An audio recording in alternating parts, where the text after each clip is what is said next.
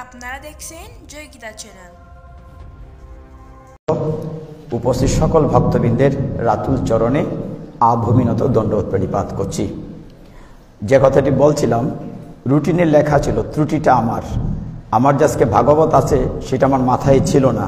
সকালে ঘোষণার পরে শুনেছি।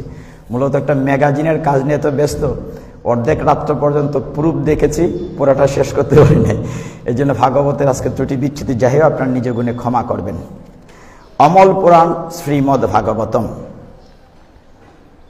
ষষ্ঠ স্কন্ধ, পঞ্চম অধ্যায়। এই অধ্যায়টির শিরোনামে বলা হয়েছে নারদ মুনির প্রতি প্রজাপতি দক্ষের অভিশাপ। বেশ কিছুদিন ধরেই ধারাবাহিকভাবে এই অধ্যায়ের উপরে আলোচনা হয়ে এসছিল। আজকের আলোচ্য শ্লোক 27 এবং 28 দুটো। নময়ম বিষ্ণুপাদায় কৃষ্ণ প্রেষ্ঠায় ভূতলে শ্রীমতে জয় পতাকা স্বামিনীতি নামিনে নমো আচার্য পাদায় নিতাই কৃপা প্রদায়িনে গৌরকথা ধামধায় নগর গ্রাম তারিণে। ওম নমো ভগবতে বাসুদেবায়।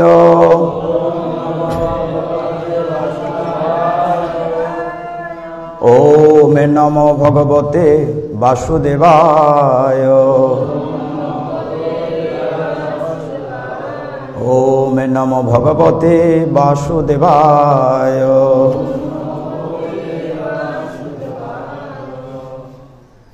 শ্রীমদ্ ভাগবতম অমল পুরাণ ষষ্ঠ স্কন্ধ পঞ্চম অধ্যায়, শ্লোক দুটি একত্রে। কৃপা করে দুটি পড়তে হবে একসাথে, একটার পরে একটা। আমরা আগে প্রথমটা দেখে নিই। 27 অপবক্ষা কতিচিৎ মাসাম কতিচিৎ বায়ু ভোজনাহ আরাধয়ম মন্ত্রম ইমম অবশ্যন্ত ইরপতিম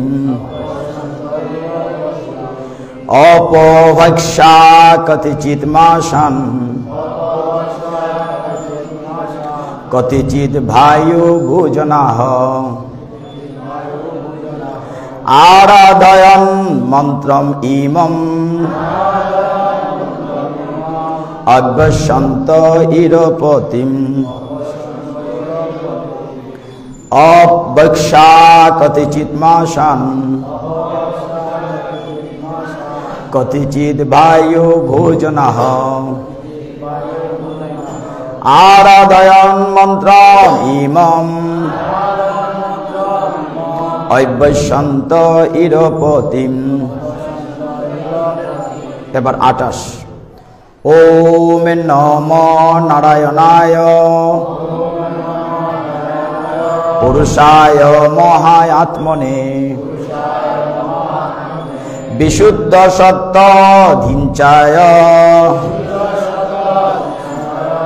মহাহংসায় ধীমহি। ওম নমো নারায়ণায় পুরুষায় মহাত্মনে বিশুদ্ধ সত্য ধিষ্ণায় মহাহংসায় ধীমহি। ওম নমো নারায়ণায় পুরুষায় মহাত্মনে বিশুদ্ধ সত্য ধিষ্ণায় মহাহংসায় ধীমহি। শুধুমাত্র 28টা আপনার কৃপা করে পড়ুন। ওম নমো নারায়ণায় পুরুষায় মহাত্মনে বিশুদ্ধ সত্য ধিষ্ণায় মহাহংসায় ধীমহি। ওম নমো নারায়ণায় পুরুষায় মহায়াত্মনে বিশুদ্ধ সত্ত্বাধীষ্ণায় মহাহংসায় ধীমহি। ওম নমো নারায়ণায় পুরুষায় মহায়াত্মনে বিশুদ্ধ সত্ত্বাধীষ্ণায় মহাহংসায় ধীমহি। ওম নমো নারায়ণায় পুরুষায় মহায়াত্মনে বিশুদ্ধ সত্ত্বাধীষ্ণায় মহাহংসায় ধীমহি। ওম নমো নারায়ণায় পুরুষায় মহায়াত্মনে বিশুদ্ধ সত্ত্বাধীষ্ণায় মহাহংসায় ধীমহি। হরে কৃষ্ণ। শ্লোক দুটির শাব্দিক অর্থ অভক্ষা কেবল জলপান করে, কতিচিৎ মাসান কয়েক মাস, কতিচিৎ কয়েক বায়ু ভোজনা কেবল শ্বাস গ্রহণ করে বা বায়ু ভক্ষণ করে, আরাধয়ন আরাধনা করেছিলেন, মন্ত্রম ইমম এই মন্ত্র যা নারায়ণ থেকে অভিন্ন, অব্যশান্ত অভ্যাস করে, ইরপতিম সমস্ত মন্ত্রের ঈশ্বর ভগবান শ্রী বিষ্ণু। ওম হে ভাগা নম সশ্রদ্ধ প্রণতি নারায়ণায় শ্রী নারায়ণকে, পুরুষায় পরম পুরুষকে, মহা আত্মনে পরম আত্মাকে, বিশুদ্ধ সত্ত্বাধীষ্ণায় যিনি সর্বদা তার চিন্ময় ধামে বিরাজ করেন, মহাহংসায় মহাহংস স্বরূপ ভগবান, ধীমহি আমি সর্বদা নিবেদন করি। এইবার অনুবাদ আমার পশ্চাতে আপনার কৃপা করে বলবেন। প্রজাপতি দক্ষের পুত্রেরা কয়েক মাস কেবল জল পান এবং বায়ু বক্ষণ করেছিলেন। এইভাবে কঠোর তপস্যা করে তারা এই মন্ত্রটি উচ্চারণ করেছিলেন। ওম নমো নারায়ণায় পুরুষায় মহাত্মনে বিশুদ্ধ সত্ত্বাধীষ্ণায় মহাসংহায় ধীমহি। আমরা পরমেশ্বর ভগবান নারায়ণকে আমাদের সশ্রদ্ধ প্রণতি নিবেদন করি, যিনি সর্বদা তার চিন্ময় ধামে বিরাজ করেন। যেহেতু তিনি পরম পুরুষ, পরম হংস, তাই আমরা তাকে আমাদের সশ্রদ্ধ প্রণতি নিবেদন করি। এরপর যে শ্লোক দুটির তাৎপর্য, চমৎকার তাৎপর্য লিখেছেন ইসকন প্রতিষ্ঠাতা আচার্য শ্রীল প্রভুপাদ। শ্রীল প্রভুপাদ কি। এই শ্লোকগুলি থেকে স্পষ্টভাবে বোঝা যায় যে মহামন্ত্র বা বৈদিক মন্ত্র কঠোর তপস্যা সহকারে জপ করা উচিত। কলিযুগে মাসের পর মাস কেবল জলপান করে অথবা বায়ু ভক্ষণ করে থাকার মতো তপস্যা করা সম্ভব নয়। সেই প্রকার তপস্যার পন্থা অনুকরণ করা সম্ভব নয়। কিন্তু অন্তত পক্ষে অবৈধ স্ত্রী সঙ্গ, আমিষ আহার, নেশা এবং জুয়া খেলা এই চারটি অবৈধ কর্ম বর্জনের তপস্যা করা অবশ্য কর্তব্য। এই তপস্যা যে কেউ অনায়াসে করতে পারে এবং তাহলে অচিরেই হরে কৃষ্ণ মহামন্ত্র জপ কার্যকরী হবে। তপস্যার পন্থা কখনো পরিত্যাগ করা উচিত নয়। যদি সম্ভব হয় তাহলে গঙ্গা অথবা যমুনার জলে স্নান করা উচিত। আর গঙ্গা যমুনার জলে স্নান করা সম্ভব না হলে সমুদ্রের জলে স্নান করা যেতে পারে। এটিও তপস্যার একটি অঙ্গ। আমাদের কৃষ্ণ ভাবনামৃত আন্দোলন তাই বৃন্দাবন এবং মায়াপুরে দুটি বিশাল কেন্দ্র স্থাপন করেছে। সেখানে যে কেউ গঙ্গা অথবা যমুনায় স্নান করতে পারে এবং হরে কৃষ্ণ মহামন্ত্র কীর্তনের মাধ্যমে সিদ্ধি লাভ করে ভগবত ধামে ফিরে যেতে পারে। হরি বল। মানে এত প্রাঞ্জল তাৎপর্য প্রভুপাদ করেছেন, আর পৃথক করে বলার কোনো অবকাশ নেই বা আছে বলে মনে করি না। আজকের আলোচ্য দুটি শ্লোক থেকে আমরা কথা বলি। আমি আবারও ক্ষমা চেয়ে নিচ্ছি, ভুল ত্রুটি ক্ষমা করবেন। আপনার প্রাজ্ঞজনেরা, শুদ্ধ বৈষ্ণবাত্মারা আপনারা আমার সামনে আছেন, আমি নরাধম জ্ঞানহীন অভাজন। শ্লোক দুটিতে মূলত আপনার যে আলোচনা হয় এসেছিল ধারাবাহিকভাবে, প্রজাপতি দক্ষের পুত্রেরা আপনারা সকলেই জানেন যে দুইটি ধাপে, প্রথম 10,000 পরে 1,000। 10,000 পুত্রকে একটা নাম দিয়ে সকলেই বলতো হর্যস্ব, আর 1,000 পুত্রকে বলা হয় সবলাস্য। আলাদা আলাদা নাম না, একসাথে কমন নেম। তো 10,000 পুত্রেরা যেখানে তপস্যা করতে এসেছিলেন, আলোচনা আপনারা শুনেছেন, পশ্চিম দিকে সিন্ধু নদী এবং সমুদ্রের মোহনায়, যেখানে নারায়ণ সরোবর বলে একটা মহাতীর্থ আছে, সেখানে তারা তপস্যা করেছিলেন পিতৃ আদেশ পালন করে বংশবৃদ্ধির জন্য। কিন্তু গুরুরূপে নারদমুনি উপস্থিত হয়ে তাদেরকে ভগবত ধামে কীভাবে যাওয়া যায় সংসার নাকে সরাসরি এই পন্থা অবলম্বনে নির্দেশ দিয়েছিলেন। 10,000 পুত্র সেই নির্দেশ মেনে চলে গিয়েছিলেন ওই পথে, বংশবৃদ্ধি করেন নাই। দক্ষ মহারাজ আবার 1,000 পুত্র তৈরি করেছিলেন, উৎপন্ন করেছিলেন। আপনারা জানেন পঞ্চজন কন্যা অশিকলির গর্ভে। তো সেই 1,000 পুত্রকে আমরা যারা সবলাস্য বলি, আজকের আলোচ্য সূচিতে ওই 1,000 পুত্রের কথা।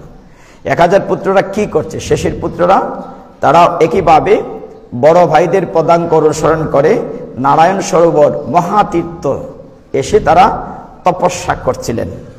আজকের আলোচ্য শ্লোকে একটি কিওয়ার্ড, সেটা হচ্ছে তপস্যা। শুধু এই শব্দটি নিয়ে আলোচনা করলেও 1 ঘন্টা কথা বলা যাবে, কারণ এর সাথে রিলেটেড শ্রীমদ্ ভাগবতমের 4th স্কন্ধের ধ্রুব মহারাজের তপস্যা একদম রিলেটেড। একটু পরেই আমরা আলোচনায় ঢুকতে পারবো। দেখেন বলা হচ্ছে তারা কেমন তপস্যা করছিলেন। শব্দার্থে অনুবাদে বলা হয়েছে যে নারায়ণের তপস্যা করছিলেন, যে মাসের পর মাস, প্রথম শব্দটি অপ মানে জল, অপভক্ষা, শুধু জল পান করে মাসের পর মাস কাটিয়ে দিচ্ছেন। তারপরে বলা হচ্ছে যে বায়ু হুজনা, এই প্রথম লাইনের শেষে দেখেন 27 আছে, মানে বাতাসকে মাসের পর মাস কাটিয়ে দিয়েছেন। এটা কল্পনা করা যায়? এই যুগে তপস্যা আমাদের দ্বারা সম্ভব?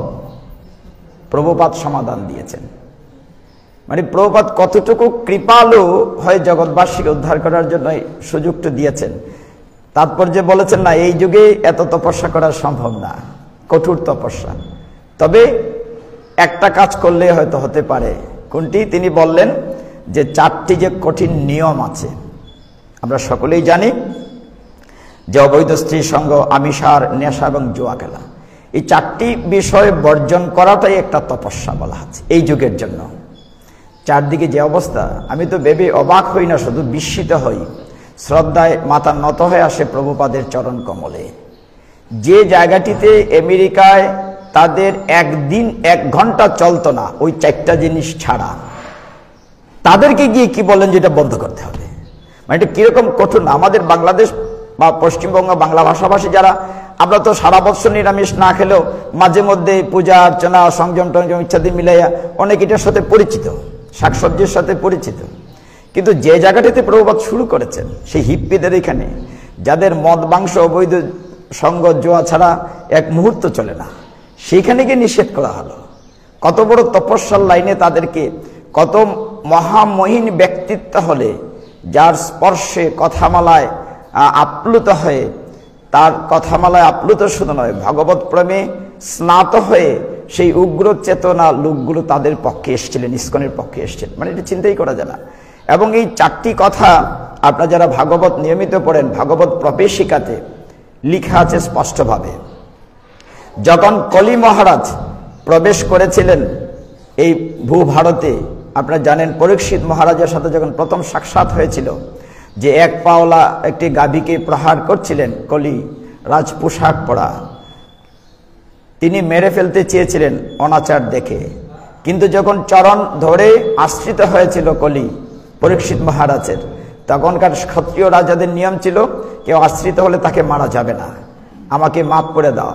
তখন কি বলে, তুমি চলে যাও আমার রাজ্য থেকে, মারবো না, চলে যাও। কোথায় যাবে বলছিলেন ওই কথা চারটি, দূতম সুনম পানম সুনম বলা হয়েছিল, দূতম পানম স্ত্রীয়ম সুনা, চারটি শব্দ বলা হয়েছিল। দূতম ভাগবত প্রবেশিকায় বলা হচ্ছে যে কলিকে বলছে তুমি চারটা জায়গা দাও। দ্রুত ক্রিয়া মানে জুয়া খেলা, পানম মানে নেশাদ্রব্য প্রাণ, দূতম পানম স্ত্রীয়ম বলা হচ্ছিল অবৈধ সঙ্গ, সোনা মানে প্রাণী হত্যা, এই চারটা জায়গা যায়। এটি সুন্দর করে প্রভুপাদ বলছেন যে অবৈধ স্ত্রী সঙ্গ, আমিষার, নেশা এবং জুয়া খেলা, এই চারটি জায়গায় কলি মহারাজকে যেতে বলা হয়েছিল। তখন কলি বলছিলেন যে মহারাজ পরীক্ষিত, আপনার রাজ্যে তো চারটা জিনিস নাই, আমি কোথায় যাব, আমাকে একটু স্থান দেন, আপনি যদি প্রাণে মারলেন না, আমাকে স্থান দেন। তখন পরীক্ষিত মহারাজ বলছিলেন তুমি মণিকাঞ্চনে যাও, মানে স্বর্ণে যাও, হ্যাঁ, তুমি বিভিন্ন আরো বলেছিলেন মিথ্যা, তারপরে ইত্যাদি ইত্যাদি বিভিন্ন জায়গায়। কিন্তু তিনি নিজেই জানতেন না, পরীক্ষিত মহারাজ মাথায় সোনার মুকুট পরে তিনি যখন মৃগয়ে যাবেন এবং তার মতিভ্রম হবে, কলির সুযোগ করে ঢুকেছিল, এই কাহিনীগুলো জানেন। আমি এদিকে যাচ্ছি না। আজকের আলোচ্য সূচিতে বা আলোচ্য শ্লোক দুটিতে অত্যন্ত গুরুত্বপূর্ণ শব্দটি হচ্ছে তপস্যা। এই যুগে আমাদের পক্ষে বায়ু ভোজন করে কিংবা শুধু জলপান করে মাসের পরে মাস তপস্যা করা মোটেই সম্ভব না। এই জন্য প্রভুপাদ তার তাৎপর্য বলেছেন, হ্যাঁ হ্যাঁ সুন্দর বলেছেন, শুধু ইম্পসিবল যে কোয়াইট ইম্পসিবল। তো প্রভুপাদ সমাধান দিয়েছেন, ওই চারটি জিনিস বর্জনটা একটা তপস্যা। আমরা যদি চারপাশে, আমাদের দূর দরকার নাই, আমাদের আশেপাশের বা এখানে যারা আছে এদের মধ্যেও কেউ কেউ ওই চারটা জিনিস ত্যাগ করতে খুব, এটা কি করে সম্ভব, ওইটা না খেয়ে সারা জীবন আপনার থাকেন কি করে, এটা কল্পনাই করা যায় না। তো ওইটা একটা তপস্যা। আর যে কথাটি প্রভুপাদ এখানে বলেছেন, যে তপস্যাটা করতে পারলে কি হবে, হরে কৃষ্ণ মহামন্ত্রটা কার্যকরী হবে, ইফেক্টিভ হবে, এই কথাটি গুরুত্বপূর্ণ। আপনি ভূমিটা যখন কর্ষণ করা হলো, সার জল দেয়া হলো, তবেই সেখানে বীজ দিলে অঙ্কুর উদ্গম হবে। অর্থাৎ ওই তপস্যার ফলে চারটি জিনিস পরিহার করতে পারলে হরে কৃষ্ণ মহামন্ত্রটা কার্যকরী হবে। চমৎকার তাৎপর্যে প্রভুপাদ লিখেছেন। এবং শেষে কি বলেছেন, যে এখানে স্নানের গুরুত্ব দিয়ে বলেছেন শেষে যে আমরা সকলেই ভগবত ধামে ফিরে যেতে পারবো। কলিযুগে যদি এই তপস্যাটা করতে পারি এবং হরে কৃষ্ণ মহামন্ত্র নাম জপ করতে পারি নিয়মিত, তবে আমরা আমাদের হারানো বাড়িতে ফিরে যেতে পারবো।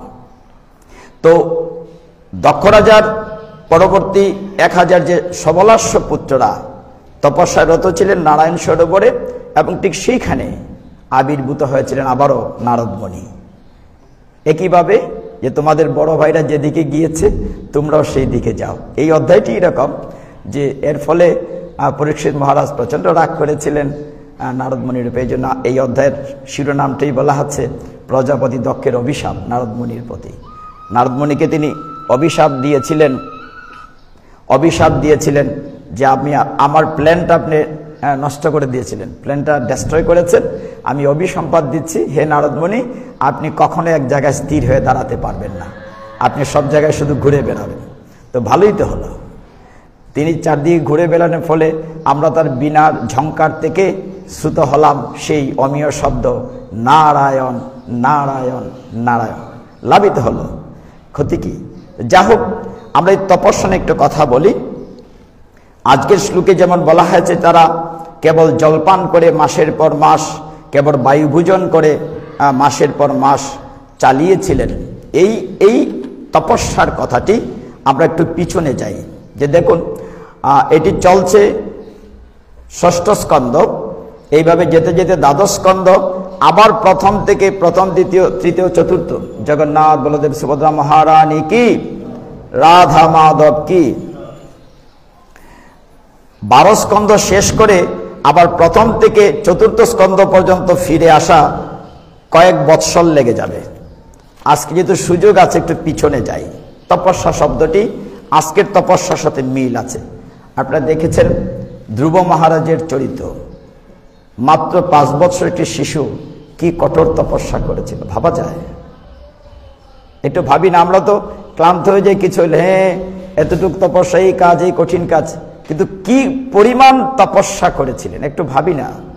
সেখানে আপনারা দেখেছেন শ্রীমদ্ ভাগবতমের 4th স্কন্ধের 8ম অধ্যায় থেকে একেবারে অনেকটি পথ আপনারা দেখেছেন, 8ম অধ্যায় থেকে 13 অধ্যায় পর্যন্ত। 8ম অধ্যায়ে যেমন আছে ধ্রুবের বনগমন, 9ম অধ্যায়ে আছে ধ্রুবের বরপ্রাপ্তি এবং গৃহে প্রত্যাবর্তন, 10ম অধ্যায়ে আছে উত্তমের মৃত্যু, যক্ষগণের সঙ্গে ধ্রুবের যুদ্ধ, 11শ অধ্যায়ে আছে যুদ্ধ বন্ধ করার জন্য ধ্রুবের প্রতি স্বয়ম্ভুব মনুর উপদেশ, 12শ অধ্যায়ে আছে 4th স্কন্ধের কুবেরের নিকট ধ্রুবের বরলাভ এবং বিষ্ণুলোক প্রাপ্তি, 13শ অধ্যায়ে আছে ধ্রুবের বংশের বর্ণনা। এইভাবে অনেকগুলো অধ্যায় মিলে ধ্রুব মহারাজের কথাগুলো আছে। আমরা তপস্যা জায়গাটা শুধু একটু আলোচনা করি। আজকের শ্লোকে যেহেতু বায়ুবক্ষণ জলপানের তপস্যার কথা বলা হয়েছে, আপনারা জানেন সকলেই প্রজাপতি ব্রহ্মার ছেলে স্বয়ম্ভুব মনু এবং স্বয়ম্ভুব মনুর স্ত্রী শতরূপা। মনু এবং শতরূপার 2 ছেলে ছিলেন, প্রিয়ব্রত এবং উত্তানপাদ।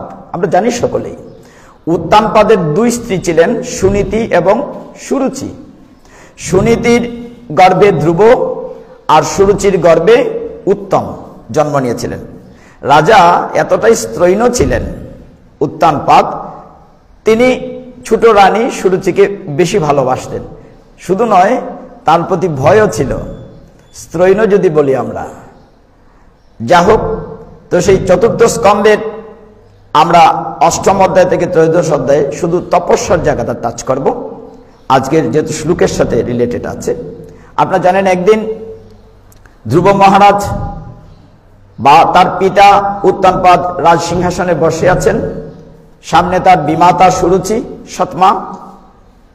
তো ধ্রুব মহারাজ পিতার কোলে উঠতে চাইলেন, ভাই উত্তম বসে আছে, আমি উঠতে চাইলেন, কিন্তু ফলাফল কি হলো? বৎসনা শুনলেন সৎমায় সুরুচির, খুব রাগিত স্বরে বৎসনা করলেন ছোট্ট ধ্রুবকে। কি বললেন? যে তপসারাধ্য পুরুষাং তস্যৈ ভানগ্রহে নামে, তপস্যা করে পরম পুরুষ শ্রী নারায়ণের আরাধনা করো এবং নারায়ণের আরাধনার কৃপায় যদি তুমি আমার গর্ভে আরেকবার জন্ম নিতে পারো, তবেই কেবল তুমি পিতার কোলে ওঠার অধিকারী হবে। এটা কিন্তু ভালোই হলো যে বললাম প্রত্যেকটা পিছনে ভালো থাকে। তিনি কি বললেন? যে তুমি তো আমার গর্ভে জন্ম নাওনি, নিয়েছো সুনীতির গর্ভে, কাজে রাজার কোলে ওঠার তোমার কোনো যোগ্যতা নেই। তুমি তপস্যা করে, আলোচ্য শব্দটি হচ্ছে তপস্যা, তপস্যা আরাধ্য পৌরুষাং, যে তুমি তপস্যা করে ভগবানের নারায়ণের কৃপায় যদি ভবিষ্যতে আমার গর্ভে জন্ম নিতে পারো, তবেই কেবল তুমি রাজ সিংহাসনে পিতার ক্রোড়ে আরোহণ করতে পারবে। ছেলেটি রাগ করলো, কান্না করলো। কেমন আপনারা দেখেছেন ভাগবতে, মানে অধর কাঁপছে, কান্না করে ঠোঁট লাল হয়েছে, শরীর কাঁপছে। মায়ের কাছে গেলেন সুনীতি। এখানে একটা শিক্ষণীয় আছে। আমরা যখন বড় আসরে কথাগুলো আলোচনা করি, বিশেষ করে মায়েদের কথা, অনেক সংসারে 2 জাল 2 সতীন মানে চুলাচুলি হয়, কিন্তু এই ক্ষেত্রে দেখেন কেমন সন্তান কেমন মা। সুনীতি কথাটি শুনে কিন্তু রাগ করলেন না, কোমরে কাপড় বেঁধে সতীনের সাথে ঝগড়া করতে গেলেন না। সুনীতি 4th স্কন্ধের 8ম অধ্যায় 23 নম্বর শ্লোকে বললেন, নৈন্যং তত পদ্ম পলাশ লোচনাদ দুঃখশ্চিদন্তে মৃগয়ামি কঞ্চন। বললেন সুনীতি ধ্রুবের মা, বাবারে তোমার সৎমা ঠিকই বলেছে, তুমি যদি যে দুঃখ তুমি পেয়েছো, যে কষ্ট পেয়েছো, হে আমার পুত্র, সেই পদ্ম পলাশ লোচন শ্রীহরি ভিন্ন আমি আর এমন কাউকে খুঁজে পাচ্ছি না যিনি তোমার এই দুঃখ দূর করতে পারবে। তুমি যে দুঃখ পেয়েছো, একমাত্র নারায়ণ শ্রীহরি পদ্ম পলাশ লোচন ছাড়া তোমার দুঃখ কেউ দূর করতে পারবে না। তুমি তার তপস্যা করো এবং তোমার মনোবাঞ্ছা পূর্ণ। তার মানে সুনীতি কিন্তু রাগান্বিত হয়ে সতীনের সাথে ঝগড়া করলেন না। ঠিক সেইভাবে সেই ধ্রুব মহারাজ মায়ের আশিস নিয়ে বেরিয়ে পড়লেন। শুধু তপস্যার জায়গাটা বলার জন্যই আমি এই জায়গাটিতে যাচ্ছি। কেমন কঠোর তপস্যা বিস্তারিত বলছি না। চলে গেলেন 5 বৎসরের ধ্রুব মহারাজ বনে। সৎমা বলেছেন, তপস্যা করে যদি পদ্ম পলাশলোচনের কৃপায় আমার গর্ভে আসতে পারো। মাও বললেন যে তোমার এই দুঃখ দূর করার জন্য একমাত্র পদ্ম পলাশলোচন নারায়ণের তপস্যা করতে হবে। এখানে দেখুন নারায়ণের রূপ কিন্তু কেমন জানে না ধ্রুব মহারাজ, মাত্র 5 বৎসরের শিশু। যাকে দেখে তাকে জিজ্ঞাসা করে, হাতিকে ধরে বলে তুমি কি আমার পদ্ম পলাশলোচন শ্রীহরি? বাঘকে আলিঙ্গন করে বলে তুমি কি আমার পদ্ম পলাশলোচন শ্রীহরি? গভীর জঙ্গলে গাছকে ধরে বলে তুমি কি আমার পদ্ম পলাশলোচন শ্রীহরি? কত ভয়ঙ্কর, দুর্গম, অলঙ্ঘনীয়, কণ্টকাকীর্ণ পথ অতিক্রম করে বনের গভীর থেকে গভীরতম যাচ্ছেন। নারদমুনি সামনে উপস্থিত হয়ে মনে মনে ভাবছেন, নারদমুনি ক্ষত্রিয় সন্তানের কি তেজ দেখো। হ্যাঁ, ছোট্ট একটি বালক, কি তেজ চলে এসে, তুমি বালক ফিরে যাও, তোমাকে বাঘ হিংস্র প্রাণী নেকড়ে খেয়ে ফেলবে। ধ্রুব বলছে, না, ফিরে যাব না, ফিরে আমি যাব না। কেন এসছো বনে? যে আমি পদ্ম পলাশন শ্রীহরির তপস্যা করে আমি আমার অভিষ্ট লক্ষ্যে পৌঁছাবো। নারদমুনি বুঝাতে চাইলেন যে তুমি ফিরে যাও। যখন দেখলেন কোনোভাবেই ফিরছে না, তখন ধ্রুব নারদমুনিকে গুরুরূপে বরণ করে বললেন, আমাকে শুধু এই ঠিকানাটা দেন যে কোথায় গেলে পদ্ম পলাশলোচন শ্রীহরিকে পাবো এবং কি মন্ত্রে তাকে ডাকলে পাবো। এখানে কিন্তু খুব চমৎকার একটি বিষয় আছে। প্রতিদিন আমরা নিয়মিত ভাগবত শুরুতে বা যে কোনো গীতা পাঠে ওম নমো ভগবতে বাসুদেবায় কথাটি বলি। এটি হচ্ছে তপস্যা সাধনার মূল মন্ত্র। 4th স্কন্ধের 8ম অধ্যায়ের 54 নম্বর শ্লোকে ওই মন্ত্রটাই নারদমুনি ধ্রুবকে দিলেন। বলেন তোমার কোনো মন্ত্র রাখার দরকার নাই, শুধু একটা মন্ত্র জপবে। কি? ওম নমো ভগবতে বাসুদেবায়, একটা লাইন। এটাকে আমরা বলে থাকি দ্বাদশ অক্ষর মন্ত্র, 12টা অক্ষর আছে। তো নারদমুনি বললেন, কোথায় যাবে? তুমি যমুনার পবিত্র তটে মধুবন, যেখানে শ্রীহরি রাধারানীর সহ বিহার করতেন নিত্য নিবাস, মধুবনে যাবে। এবং এই অধ্যায়ের 44 নম্বর শ্লোকে নারদমুনি যে নির্দেশনাটা দিলেন, এইখান থেকে তপস্যার সূচনা। বললেন, হে ধ্রুব, তুমি সেখানে গিয়ে রেচক, পূরক, কুম্ভক, ত্রিবৃত প্রাণায়ামের সাহায্যে ধীরে ধীরে প্রাণ, মন, ইন্দ্রসমূহের মূল বিদরিত করে ধৈর্য সহকারে পরমেশ্বর ভগবানের ধ্যান তপস্যা করবে। তো গুরুদেবের আদেশ পেলেন, নারদমুনিকে প্রদক্ষিণ করে বহু কষ্টে মাত্র 5 বৎসরের ছোট্ট শিশুটি সেই মধুবনের উদ্দেশ্যে রওনা হলেন। এইদিকে নারদমুনি যখন ঘুরে এসেছিলেন রাজসভায় আসার পরে রাজা উত্তানপাদ কদিন ধরেই মন খারাপ বসে আছেন। ছোট্ট ছেলেটি চলে গিয়েছে গভীর জঙ্গলে, বেঁচে আছে না মরে গেছে। নারদমুনিকে দেখে পাদ প্রক্ষালন করিয়ে উত্থানপাদ কান্নাকাটি করছেন ছেলের জন্য। তখন নারদমুনি বলছেন, তুমি চিন্তা করো না হে রাজন, তোমার ছেলে তোমার বংশের মুখ উজ্জ্বল করবে। শুধু উজ্জ্বল করবে না, সারা পৃথিবীতে এমন একটা উদাহরণ সৃষ্টি করবে যা কখনো কল্পনাই করা যাবে না। আমার ছেলেটি কি বেঁচে আছে না নেকড়ে তাকে খেয়ে ফেলেছে? আমি কতটুকু স্ত্রৈণ, কুলে উঠতে চেয়েছিল ছোট্ট শিশুটি, কিন্তু আমি সুরুচির সামনে কিছুই বলতে পারিনি। আমার কত বড় অন্যায় হয়েছে ছোট ছেলেটির প্রতি। আমি কি ধরনের বাবা, নিজের অনুশোচনা এসছে। নারদমুনির কাছে কাঁদছিলেন বসে উত্তানপাদ। তখন নারদমুনি তাকে প্রবোধ দিয়েছিলেন যে মন খারাপ করবেন না, আপনার ছেলে ধ্রুব তপস্যায় রত আছে। কোথায় আছে? তপোবনে না মধুবনে? মধুবনে আছে, যমুনা পুলিনীতে মধুবনে। সেখানে নারদমুনি আরেকটা নির্দেশনা দিয়েছিলেন এই অধ্যায়ে, দেখি আমরা 4th স্কন্ধের 8ম অধ্যায়ে, যে তুমি সেখানে গিয়ে যমুনাতে স্নান করবে। স্নান করে উঠে তুমি বিগ্রহ শিলা দিয়ে অথবা মাটি দিয়ে, গাছের বাকল দিয়ে অথবা জল দিয়ে একটি মূর্তি কল্পনা করে স্নান করে তপস্যারত থাকবে। এইবার দেখুন কি তপস্যার কথা দেয়া হয়েছে, কঠোর তপস্যা। 4th স্কন্ধের 8ম অধ্যায়ের 71 থেকে 77 পর্যন্ত, 72 থেকে যদি শুরু করি, বলা হয়েছে তুমি তপস্যা করো। ভগবান পদ্ম পলাশলোচন নারায়ণের চেহারা ধ্রুব মহারাজ জানেন না, গুরুদেব যে মন্ত্র দিয়েছেন, ওম নমো ভগবতে বাসুদেবায়, ধ্রুব মহারাজ কি করলেন? সেই মধুবনে যমুনা পল্লিনে সেইখানে তিনি শুরু করলেন তপস্যা। 72 নম্বর শ্লোকে স্পষ্ট বলা হয়েছে, প্রথম মাস 3 দিন পর পর, প্রতিদিন না, আমরা প্রতিদিন তো 3 বেলা 4 বেলা 5 বেলা প্রসাদ পাই, তারপরও কর্তৃপক্ষের প্রতি মাঝে মধ্যে উষ্ণা প্রকাশ করি যে এটা ঠিকমতো সিদ্ধ হয় নাই, এটাতে লবণ ঠিক হয় নাই, ইত্যাদি ইত্যাদি। একটু ভাবতে হবে ধ্রুব মহারাজ কি করেছিলেন। প্রথম 1 মাস তপস্যা করেছিলেন, 3 দিন পর পর কদবেল এবং বদরি খেয়েছিলেন। বদরি মানে কুল, বড়ই। প্রতিদিন না, কদবেল এবং বড়ই কতদিন পর পর? 3 দিন পর পর, 1 মাস।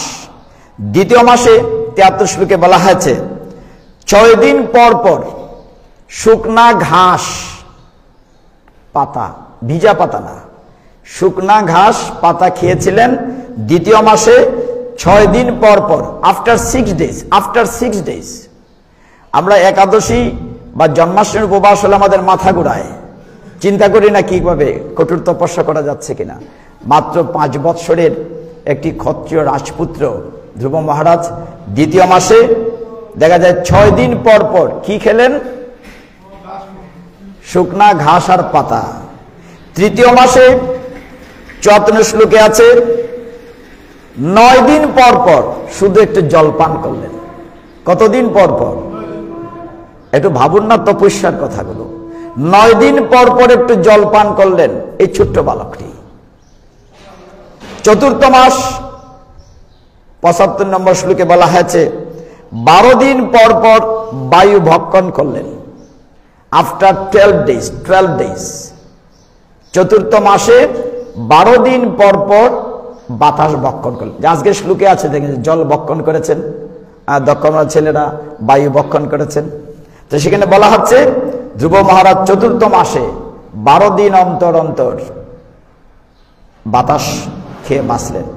পরের 76 নম্বর শ্লোকে বলা হয়েছে পঞ্চম মাসে তিনি 1 পায়ের উপর দাঁড়িয়ে জিত শ্বাস পরব্রহ্মের ধ্যান করলেন। প্রয়োজনে অক্সিজেন নিচ্ছেন না, না মানে বাতাস পান না করেই 1 পায়ের উপর দাঁড়িয়ে তিনি ওম নমো ভগবতে বাসুদেবায় জপতে লাগলেন না খেয়ে পঞ্চম মাসে। যখন ষষ্ঠ মাস গুরু কৃপায়, নারদের কৃপায় মহামন্ত্রটাকে দৃঢ় করে, এখানে বিষয়টি হচ্ছে দুটি। একটি হচ্ছে যে গুরুর আজ্ঞা পালন করা। আমরা শিষ্য শব্দটির ব্যাখ্যা একদিন বলেছিলাম 1 লাইনে। শিষ্য শব্দটির অর্থ হচ্ছে যিনি গুরুদেবের শাসন মানেন তিনি শিষ্য, শাসন যিনি মানেন তিনি শিষ্য। তো শাসন করেছেন তোমাকে এই করতে হবে, এই মন্ত্র জপ করতে হবে। ষষ্ঠ মাসে সমস্ত ইন্দ্রিয়ের যিনি রাজা মন, আমাদের 5, 5, 10 কর্মেন্দ্রিয় জ্ঞানেন্দ্রিয়কে কন্ট্রোল করে মনকে এতটাই সংযত করেছেন ধ্রুব মহারাজ, তিনি মনকে সর্ববিষয় থেকে একেবারে আলাদা করে নিয়ে ভগবানের স্বরূপ চিন্তায় মগ্ন থাকলেন। যে কি করে ভগবানের রূপটি কেমন এটি হৃদয়ের ভিতরে ভাসাতে লাগলেন। এখানে ভাগবত উদাহরণ দিয়েছে 8ম স্কন্ধে, যে তিনি যখন 1 পায়ের উপর দাঁড়িয়ে তপস্যারত ছিলেন, বলা হচ্ছে যেন নৌকার উপরে হাতি দাঁড়ালে যেমন ডেবে যায়, পৃথিবী ডেবে যাচ্ছিল, বাতাস অক্সিজেন স্টপড হয়ে গিয়েছিল, প্রাণীকুল ছটপট করে মরে যাচ্ছিল, দেবতারা হুতাশন করে কান্নাকাটি করে ভগবান বিষ্ণুর কাছে আশ্রিত হয়েছিলেন। ভগবান পৃথিবীতে কি হচ্ছে, ছোট্ট একটি বালকের তপস্যায় পৃথিবী লয় হয়ে যাচ্ছে, বিশ্ব ব্রহ্মাণ্ড লয় হয়ে যাচ্ছে, আপনি কৃপা করুন। অদ্ভুত ব্যাপার কি জানেন, তখন ভগবান নিজে অসহ্য করতে না পেরে তিনি বলেন ঠিক আছে আমি যাচ্ছি, দেখি কোন ছেলেটি কোথায় এত তপস্যারত। ভগবান গরুড়ে চড়ে তিনি সেই মধুবনে, যে জায়গাটিতে ধ্রুব মহারাজ 1 পায়ের বৃদ্ধাঙ্গুলির উপরে দাঁড়িয়ে ওম নমো ভগবতে তপস্যা করছিলেন, উপস্থিত গরুড়ে করে। এই কঠোর তপস্যায় তার হৃদয়ে এই জায়গার দৃশ্যটি দেখুন, মনের ভিতরে মন সংযম করে 6ষ্ঠ মাসে ভগবানের একটা ছবি হৃদয়ে ভাসিয়ে তপস্যা করছিলেন চোখ মুছে। কিন্তু ভগবান নারায়ণ যখন তার সামনে গরুড় থেকে নামলেন, তার ভিতরের ছবিটি চলে গেল, কারণ স্বয়ং নারায়ণ সেখানে প্রকটিত হলেন। নারায়ণকে দেখে, ও তাহলে তুমি সেই পদ্মপলাশলোচন শ্রীহরি, এখন আমি তো জানি না তোমাকে কি মন্ত্রে স্তুতি করতে হবে। দেখেন জায়গাটি কেমন, যে আমি তপস্যা করছি তোমার পাওয়ার জন্য, কিন্তু তোমাকে কি মন্ত্রে স্তুতি করতে সেটা জানি না। তখন নারায়ণ কি করেছিলেন? পদ্মপলাশলোচন শ্রীহরি তার হাতের পাঞ্চজন্য শঙ্খকানা, তার কপুল, কথাটি অর্থ কি? কপুল মানে গাল, কপাল না, কপুল, কপুলে স্পর্শ করেছিলেন। যেই পাঞ্চজন্য শঙ্খটা ধ্রুব মহারাজের কপুলে স্পর্শ করেছিলেন, তার মাথায় দৈবভাবে ভগবান নারায়ণকে স্তুতি করার মন্ত্রগুলো গড়গড় করে আসছিল। আপনারা দেখবেন শ্রীমদ্ ভাগবতের 4th স্কন্ধের 8ম অধ্যায়ের 6 থেকে 16 পর্যন্ত 11টি স্তুতি আছে।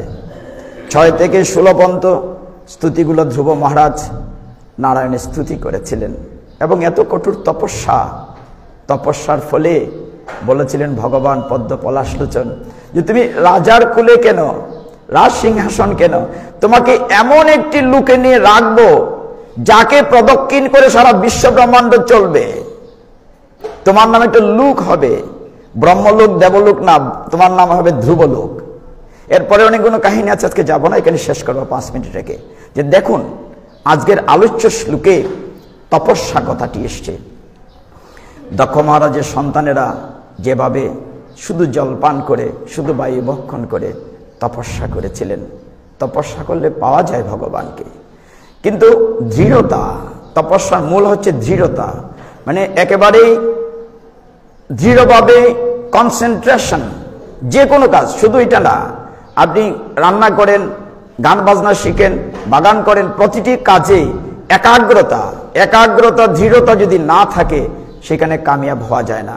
ভালো রেজাল্ট করতে গেলেও একাগ্র চিত্তে মনোনিবেশ করতে হয়।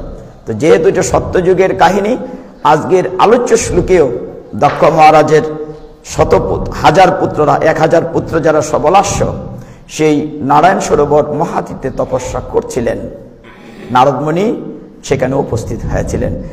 তখন শ্রীল প্রভুপাদ আজকে শ্লোকটির তাৎপর্য বলেছেন, এই কঠোর তপস্যা ধ্রুব মহারাজ করেছেন, যজ্ঞের ছেলেরা করেছে, কিন্তু এই যুগে সম্ভব নয়। এই যুগে কি প্রভুপাদ সহজ করে দিয়েছেন, যে 4টি জিনিস যেটি বলেছিলাম ভাগবত প্রবেশিকায় আছে, যে অবৈধ স্ত্রী সঙ্গ, আমিষাহার বর্জন, নেশা বর্জন, জুয়া খেলা বা দ্যুথক্রিয়া, এই 4টি ত্যাগ করা একটি বড় তপস্যা। এবং প্রভুপাদ চমৎকার বলেছেন, তবেই কেবল হরে কৃষ্ণ মন্ত্র জপ কার্যকরী হবে। পরিশেষে আমরা যদি সেটি করতে পারি, সেই তপস্যা 4টি ত্যাগ করে অনাদিদেবী গোবিন্দের পদ্মপলাশলোচন শ্রীহরির রাতুল চরণে নিজেকে সমর্পিত করে মহামন্ত্র কীর্তনে সিদ্ধি লাভ করতে পারি, তবেই কেবল আমরা ভগবত ধামে ফিরে যেতে পারবো। হরি বল। তো যাই হোক, এখনো যেটুকু সময় আছে, যদি কোনো আলোচনা থাকে, হ্যাঁ বলেন প্রভু। সকাকানে প্রভু।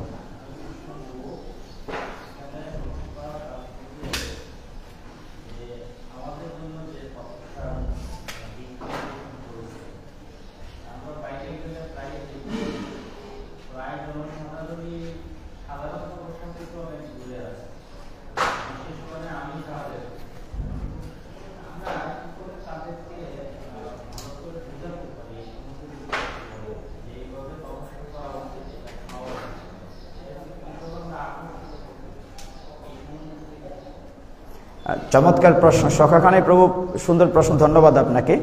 তিনি জানতে চেয়েছেন যে প্রভুপাদ তাৎপর্যে যে কথা বলেছেন, ভাগবতে যে কথা আছে, 4টি জিনিস ছেড়ে তপস্যায় আমাদের সঠিক সনাতনী পন্থায় আসার জন্য আমরা কীভাবে মানুষকে উদ্বুদ্ধ করতে পারি। এই ক্ষেত্রে এক একজনের পলিসি এক এক রকম। তো আমরা শাস্ত্রগীতে যে জিনিসটা পাই সেটা হচ্ছে যে আমরা প্রথম গিয়ে অবজার্ভ করি, যে গৃহে বা যে ব্যক্তির কাছে যাই, তিনি যে লাইনের আছেন, একবার সোজা বাংলায় যেটা বলি, তিনি যে লাইনের আছেন, তিনি যদি রামকৃষ্ণ অনুসারী হন, লোকনাথ অনুসারী হন, অনুসারী হন, তাদের গিয়েই প্রথম মন্দবাদ করা যাবে না। তার পক্ষে কথা বলে, তার অনুসারীর পক্ষে কথা বলে তারপরে ক্যানভাসটা যেতে হবে। প্রথম আগে তার দিকে কথা বলে তাকে অনুকূলে আনতে হবে, আর হুট করে আনা যাবে না। দুটো বিষয় আছে প্রভু, একটি হচ্ছে শাস্ত্রীয় নির্দেশনা, আর একটা হচ্ছে বিজ্ঞান ভিত্তিক, যেটাকে আমরা নৃতাত্ত্বিক ব্যাখ্যা বলি। নৃতাত্ত্বিক ব্যাখ্যাটা শিক্ষিত জনের জন্য, আর শাস্ত্রীয় নির্দেশনাটা আবাল বৃদ্ধ সকলের জন্য। নৃতাত্ত্বিক ব্যাখ্যাটা আমরা বলতে পারি এইভাবে যে দেখুন, আমার দেহের গঠনটা একেবারেই সায়েন্স, কার সাথে মিল আছে। যে সকল প্রাণী ঘাস লতা পাতা খায়, গরু ছাগল, তাদের দেখেন 4টা লম্বা দাঁত নাই, আমাদেরও নাই। বাঘ সিংহ যারা মাংস আহার করে তাদের 4টা দাঁত লম্বা আছে, তার নাম হচ্ছে ক্যানাইন। এই দাঁতগুলোর নাম আছে মাংস ছিঁড়ে খাওয়ার জন্য। তাদের অন্ত্র অনেক ছোট, মুখে খাবে পাইপতে বেরিয়ে যাবে। বেশিক্ষণ একটা ইঁদুর বা চিকা ঘরে মরে থাকলে যেভাবে দুর্গন্ধ ছড়ায়, শাকসবজি পচলে দুর্গন্ধ ছড়ায় না। এভাবে নৃতাত্ত্বিক 18টা ব্যাখ্যা আছে। যদি নৃতাত্ত্বিক ব্যাখ্যা একজন শিক্ষিত লোককে দেওয়া যায়, আস্তে আস্তে বুঝবে। সব ক্ষেত্রে যেটি প্রভুপাত করে দেখিয়েছেন, অসম্ভব ধৈর্য সহকারে লেগে থেকেছেন। এই ধৈর্য সহকারে যদি আমরাও লেগে থাকতে পারি গুরু গৌরাঙ্গের কৃপায়, তাহলে শাস্ত্রীয় ব্যাখ্যা দিয়ে আস্তে আস্তে হাজার হাজার বৎসরের সংস্কার থেকে হুটহাট করেই সবাইকে ভক্ত বানানো সম্ভব নয়। তবে সুখবর এইটাই, আজকে ইসকন এই মন্দিরের যদি উদাহরণ দেই, আপনাদের এখানে যারা পরম শ্রদ্ধ ব্রহ্মচারীগণ আছেন, শুরুতে 2 জন বা 3 জন ছিলেন। আমি কিছুদিন আগেও গণেছি 25 জন, কমছে বাড়ছে, এভারেজ 20 জন। তাহলে নেগেটিভ কিছু না, অনেকটা পরিবর্তন এসছে। আমি আশা করি সকালে প্রভু, আমরা যদি ধৈর্য সহকারে গুরু গৌরাঙ্গের কৃপা মাথায় রেখে একটা শাস্ত্রীয় ব্যাখ্যা আর একটা নৃতাত্ত্বিক ব্যাখ্যা, এই 2টা ব্যাখ্যা নিয়ে যদি আমরা মানুষের দ্বারে দ্বারে যাই, বারবার যাই, একবার না একবার তারা অবশ্যই সঠিক পথে আসবে। হরে কৃষ্ণ। বলেন।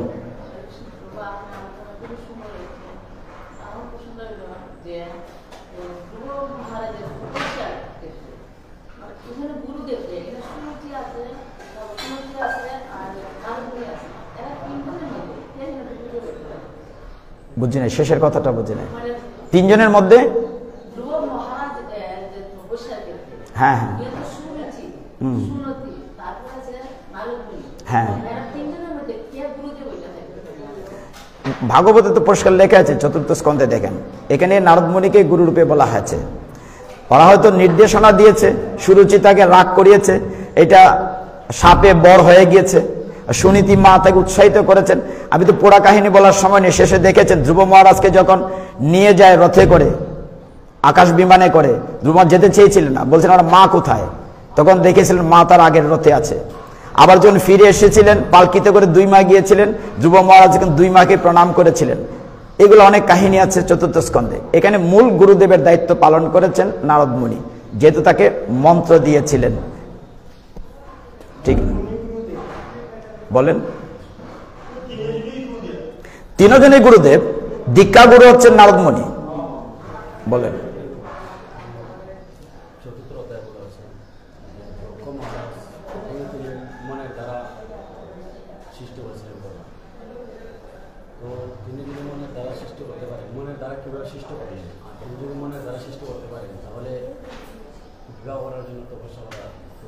সুন্দর প্রশ্ন করেছেন। মনের দ্বারা যদি সৃষ্টি হতে বিবাহ করার দরকার কি? আমরা একটা কথাই উত্তর দিই, যেহেতু সময় কম। সবকিছু ভগবানের ইচ্ছা, ভগবান যেমনটি চাইবেন, সুপার প্ল্যানার। কৃষ্ণকে আমরা কি বলি? যুগেশ্বর, যুগের ঈশ্বর। ভগবান যদি চান মন থেকে তৈরি করতে, মানসিক হবে, স্ত্রী পুরুষ থেকে তৈরি করতে, সেইটা হবে। এটা কল্পনা করা যায়, একজন মহিলার ঘরে 10,000 বাচ্চা, সগর রাজার 60,000 বাচ্চা। তো এইগুলা হচ্ছে ভগবানের ইচ্ছা। ভগবান যেমনটা চাইবেন তেমনটাই হবে। ভগবান যখন চাইবেন মন থেকে, মন থেকে হবে। যখন তোর স্ত্রী পুরুষ থেকে, তখন স্ত্রী পুরুষ থেকে হবে। বলেন, আমরা এখানে বিশ্রাম রাখি না? এটা তো সত্যযুগের কাহিনী, এটা সত্যযুগের। এই যুগে তো এটা সম্ভবই না। 60,000 আর 1,000, 2টা বাচ্চা হইলে মাথা নষ্ট হয়ে যায়।